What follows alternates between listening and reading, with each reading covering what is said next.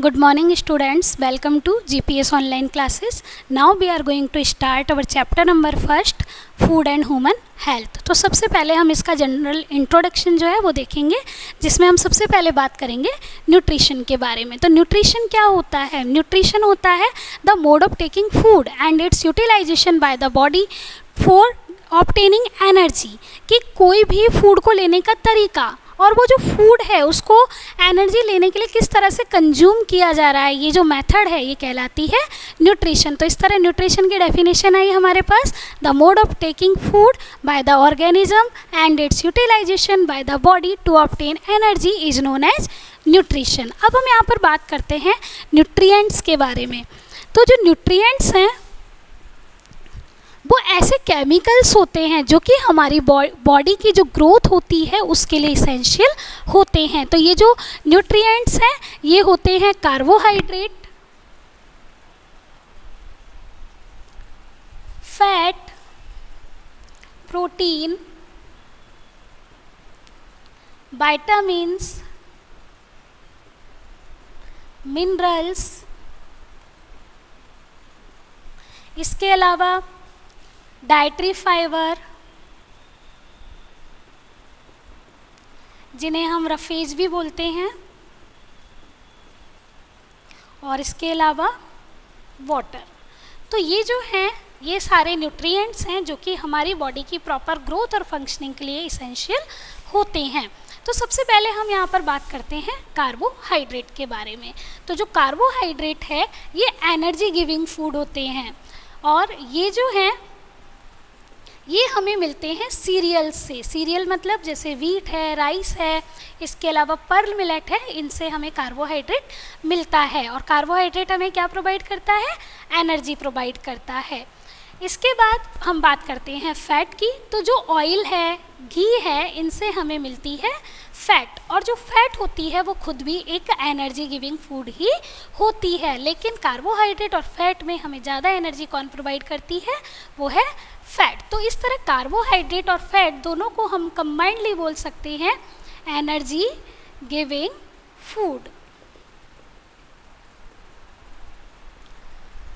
उसके बाद में है प्रोटीन. तो प्रोटीन जो है वो हमें पल्सेस से मिलता है, एग से हमें प्रोटीन मिलता है. ये जो प्रोटीन होता है वो हमारी बॉडी की ग्रोथ के लिए ज़रूरी होता है. इसके अलावा हमारी जो बॉर्न आउट सेल्स होती हैं, टूटी फूटी जो सेल्स होती है, उनकी रिपेयर करने का वर्क भी प्रोटीन करता है. और क्योंकि जो प्रोटीन होता है वो हमारी बॉडी की ग्रोथ के लिए ज़रूरी होता है, इसीलिए हम इसे बॉडी बिल्डिंग फूड भी बोलते हैं. नेक्स्ट है विटामिन्स. तो आपने नाम सुना होगा vitamin A, vitamin B, vitamin C, vitamin D, जिनके बारे में हम आगे एक्सप्लेन भी करेंगे. तो जो विटामिन्स हैं और साथ में मिनरल्स जैसे कैल्शियम जो कि मिल्क में पाया जाता है, आयरन जो कि स्पिनच के अंदर पाया जाता है. तो ये जो मिनरल्स और विटामिन्स जो होते हैं इन्हें हम बोलते हैं प्रोटेक्टिव फूड. क्यों? क्योंकि ये जो है वो हमें किससे प्रोटेक्ट करते हैं? ये हमें डिसीज से प्रोटेक्ट करने का वर्क करते हैं. नेक्स्ट है डाइटरी फाइबर और रफेज. तो डाइटरी फाइबर और रफेज जो होते हैं ये हमारे जो डाइजेशन की प्रोसेस होती है उसको मेंटेन करने में काम में आते हैं. डाइटरी फाइबर के अंदर हम जो खाने के साथ में जो सैलड वगैरह लेते हैं वो सारे आते हैं डाइटरी फाइबर के अंदर. नेक्स्ट है वाटर. तो वाटर जो होता है वो यूनिवर्सल सॉल्वेंट होता है, और वाटर की हमारी बॉडी को बहुत ज़्यादा नीड होती है, क्योंकि हम जो भी फूड कंज्यूम करते हैं वो सारा वाटर के अंदर डिजॉल्व होकर ही हमारी बॉडी सेल्स तक पहुंचता है. तो इस तरह से हमारे पास ये बात हुई न्यूट्रिएंट्स की. तो न्यूट्रिएंट्स हुए carbohydrate, fat, protein, vitamin, mineral, dietary fibre and water. उसके बाद हम यहाँ पर बात करेंगे बैलेंस डाइट की. तो बैलेंस डाइट एक ऐसी डाइट होती है जिसके अंदर जो हमने अभी ये जो न्यूट्रिएंट्स पढ़े ये एक सफिशिएंट अमाउंट में प्रेजेंट होते हैं. उस डाइट को हम बोलते हैं बैलेंस डाइट. तो बैलेंस डाइट की हम डेफिनेशन बोल सकते हैं, a diet which contain all the nutrient in sufficient amount is known as balance diet कि ये जो बैलेंस डाइट है वो लेना ज़रूरी क्यों होता है, क्योंकि अगर हम बैलेंस डाइट लेंगे तो इससे हमारी जो बॉडी है वो हेल्दी रहेगी, फिट रहेगी। इसके अलावा ये जो, क्योंकि इसमें एक बैलेंस डाइट जो होती है उसमें प्रॉपर सारे न्यूट्रिएंट्स हमारी बॉडी को मिलते हैं, जिसके कारण हमारी जो बॉडी होती है वो डिसीज़ फ्री रहती है। इसके अलावा हमारा जो माइंड है वो हेल्दी रहता है और शार्प रहता है, और इसीलिए हमें बैलेंस डाइट की ज़रूरत होती है। तो बैलेंस डाइट क्या हुई? एक ऐसी डाइट जिसमें हमारी बॉडी के लिए रिक्वायर्ड जो सारे न्यूट्रिएंट्स हैं वो उसमें प्रेजेंट होते हैं, उसे हम बोलते हैं बैलेंस डाइट। और अनबैलेंस डाइट क्या होगी? कि ऐसी डाइट जिसके अंदर ये सारे न्यूट्रिएंट्स जो हैं वो प्रॉपर अमाउंट में नहीं होंगे, उसे हम बोलेंगे अनबैलेंस डाइट। नेक्स्ट हमारा एक और पॉइंट जो आता है वो होता है मेल न्यूट्रिशन। कि मेल न्यूट्रिशन क्या होता है? तो मेल न्यूट्रिशन होता है कि जैसे हमारी बॉडी जो है उसको मेनली हमने जो अभी न्यूट्रिएंट्स पढ़े थे जैसे carbohydrate, fat, protein, vitamin, mineral, dietary fibre और रफेज, इनकी ज़रूरत होती है। लेकिन अगर मान लीजिए हमारी डाइट में से इनमें से किसी भी एक न्यूट्रिएंट की काफ़ी लॉन्ग टाइम के लिए कमी रह जाती है तो इसे हम बोलते हैं मेल न्यूट्रिशन। हिंदी में इसे बोलते हैं हम कुपोषण। तो जो मेल न्यूट्रिशन है उसकी डेफिनेशन क्या होगी? डिफिशियंसी ऑफ वन और more nutrient in a person's diet for a long time is known as malnutrition. फिर से मैं डेफिनेशन को रिपीट करूँगी। The deficiency of one or more nutrient in a person's diet for a long time is known as malnutrition। कि किसी व्यक्ति के food में अगर जो न्यूट्रिएंट हैं जो उसकी बॉडी को चाहिए उनकी काफ़ी लॉन्ग टाइम तक के लिए कमी हो जाती है तो उसे हम बोलते हैं मेल न्यूट्रिशन। जैसे कि हम यहाँ पर जो हमारे सिलेबस के अंदर जो मेल न्यूट्रिशन है उसमें हम पढ़ेंगे विटामिन मेल न्यूट्रिशन के बारे में। इसके अलावा हम पढ़ेंगे यहाँ पर मिनरल मेल न्यूट्रिशन के बारे में,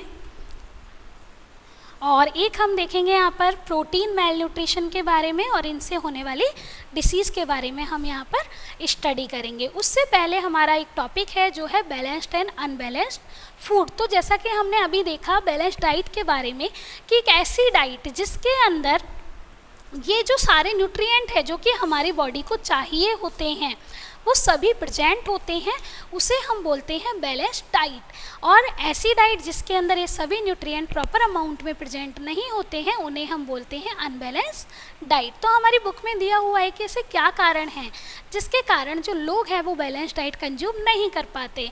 तो इसका फर्स्ट रीज़न तो हो जाएगा कि हमारे यहाँ पर बहुत ज़्यादा गरीबी पाई जाती है, पॉवर्टी इसका रीज़न हो सकता है। इसके अलावा लैक ऑफ नॉलेज, कि लोगों को नॉलेज ही नहीं होती है कि कौन सा न्यूट्रिएंट कितने अमाउंट में उन्हें कंज्यूम करना होता है, और इन सब कारण की वजह से जो मेल न्यूट्रिशन है उसकी प्रॉब्लम होने लगती है। तो यहाँ पर हम सबसे पहले जो टॉपिक लेंगे वो है विटामिन मेल न्यूट्रिशन।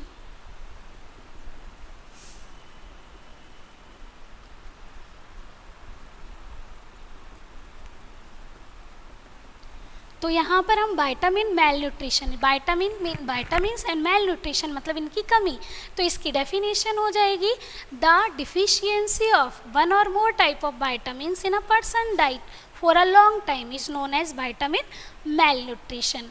तो कि किसी भी पर्सन की डाइट में अगर किसी एक या एक से ज़्यादा विटामिन की कमी हो रही है तो उसे हम बोलते हैं vitamin mail nutrition. Vitamin mail nutrition को पढ़ने से पहले हम कुछ विटामिन्स का जो जनरल इंट्रोडक्शन है बोलेंगे। तो जैसा कि हम जनरली जानते हैं विटामिन्स जो है वो मेनली ये 5 टाइप के हैं: vitamin A, vitamin B, vitamin C, vitamin D, vitamin E, और एक और जो टाइप है वो है विटामिन के। यानी कि हमारे पास यहाँ पर जो टाइप आया वो है 6 टाइप। इसमें भी जो विटामिन बी होता है इसे एक्चुअल में हम बोलते हैं विटामिन बी कॉम्प्लेक्स, क्योंकि इसके अंदर भी बहुत सारे विटामिन्स जो हैं उनको इंक्लूड किया गया है। तो यहाँ पर ये जो विटामिन्स होते हैं इनके पर्टिकुलर साइंटिफिक नेम होते हैं। तो यहाँ पर जो विटामिन ए होता है उसका नाम होता है रेटिनॉल। जो विटामिन बी, ये जो विटामिन बी है इसमें हम बात करेंगे विटामिन B1 के बारे में। तो विटामिन जो B1 है इसका नाम होता है थायमिन। उसके बाद है विटामिन सी। तो विटामिन जो सी होता है उसका नेम होता है एस्कॉर्बिक एसिड। तो यहाँ पर जो विटामिन सी है इसका नेम हो जाएगा एस्कॉर्बिक एसिड। ये जो विटामिन्स है इसके नेम को लर्न करने के लिए हम एक ट्रिक यूज कर सकते हैं, जो है रत एक टॉफ़ी है। तो यहाँ पर जो विटामिन ए है उसका नेम जैसे हमने लिखा रेटिनॉल, तो आर से हो जाएगा रेटिनॉल, रे से हो गया हमारे पास रेटिनॉल। नेक्स्ट है थे मीन्स हो गया थाइमिन, यानी विटामिन बी जो है ये हो गया रे विटामिन ए के लिए, थे जो है उससे बना थाइमिन, जो हो जाएगा हमारे पास विटामिन बी का साइंटिफिक नेम। उसके बाद नेक्स्ट है एक, रथ एक टॉफ़ी है, तो एक में जो ए आया है ये रिप्रेजेंट कर रहा है एस्कॉर्बिक एसिड को, जो कि नेम होता है विटामिन सी का। और कै मीन्स होता है कैल्सीफेरॉल, मीन्स विटामिन डी जो होता है उसका नेम होता है कैल्सीफेरॉल। तो कैल्सीफेरॉल जो है वो नेम हो जाएगा साइंटिफिक नेम विटामिन डी का। उसके बाद में नेक्स्ट है टो मीन्स टोकोफेरॉल, तो विटामिन ई जो होता है उसका नेम होता है टोकोफेरॉल।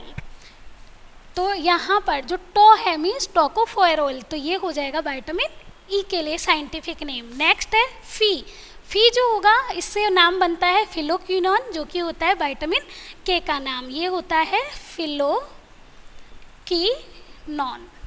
तो इस तरह से हमारे पास जो विटामिन्स हैं उनके साइंटिफिक नेम आए।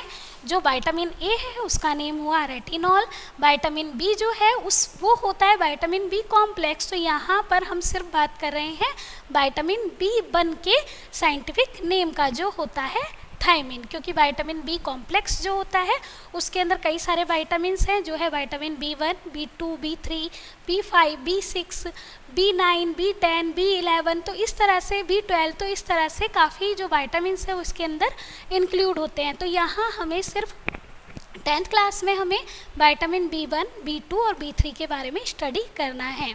तो विटामिन बी1 का नेम हो गया थाइमिन, विटामिन सी जो है उसका नेम हो गया एस्कॉर्बिक एसिड, विटामिन डी का नेम हो गया कैल्सीफेरॉल, विटामिन ई जो है उसका नेम हो गया टोकोफेरॉल, और विटामिन के जो है उसका नेम हो जाएगा फिलोक्विनोन।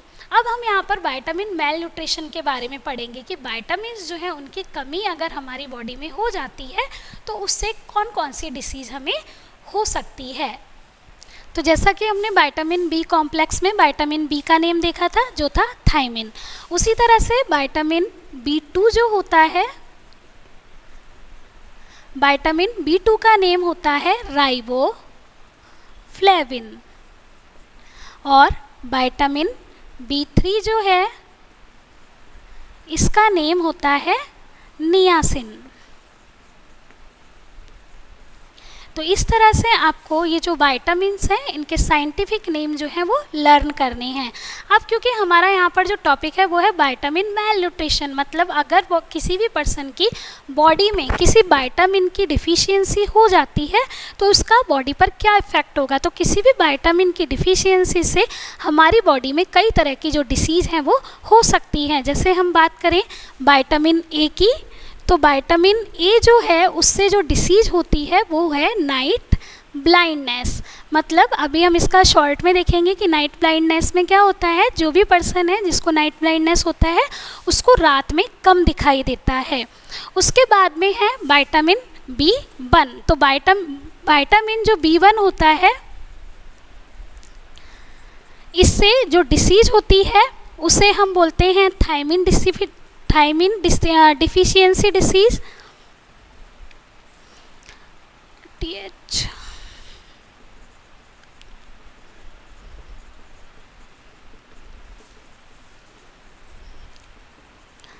और बेरी।